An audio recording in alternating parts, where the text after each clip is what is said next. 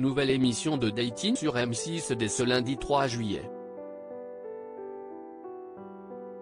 Pour commenter les aventures des 5 célibataires de Coup de foudre au bout du monde, la chaîne a misé sur une voix très célèbre pour les amateurs du 7e art.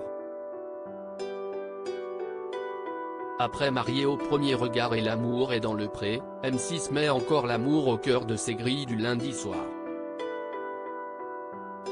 Dès le 3 juillet, la chaîne diffuse en effet Coup de foudre au bout du monde, une toute nouvelle émission de dating en prime time.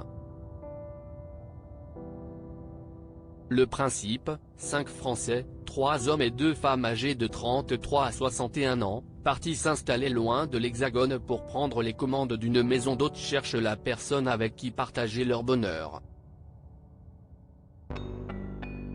Après avoir brièvement échangé en visio avec leurs prétendants, ils en conviennent 3 chacun chez eux. Mais pour redoubler de surprise, ce n'est qu'une fois à l'aéroport que les soupirants découvrent leur destination. Dépaysement et émotions fortes garanties. Coup de foudre au bout du monde, qui est la célèbre voix off de l'émission de M6. À l'instar des Si on se rencontrait, il n'y a pas d'animateur pour incarner ce nouveau format, mais une voix off. Et non des moindres, puisqu'il s'agit de Céline Monsarrat.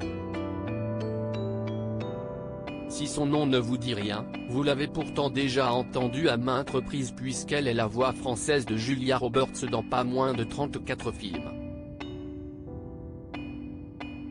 La comédienne de 69 ans a aussi doublé, entre autres, Courtney Cox dans la franchise Scream, Lea Thompson, la mère de Marty McFly, Michael J.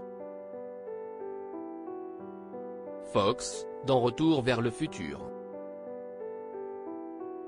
Côté animation, elle a également prêté sa voix à Bulma, l'un des personnages phares de l'anime Dragon Ball, à Dory, la célèbre acolyte de Nemo, ou encore à Maman Guru dans les aventures de Winnie l'ourson.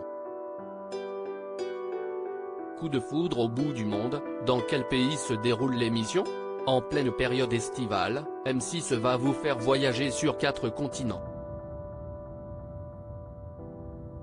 En effet, les 5 protagonistes du programme se sont installés au Cambodge, Alex, 33 ans, en Équateur, Marie-Charlotte, 40 ans, au Canada, Jonathan, 38 ans, en Espagne, Laurence, 55 ans, et au Maroc, Marc, 61 ans.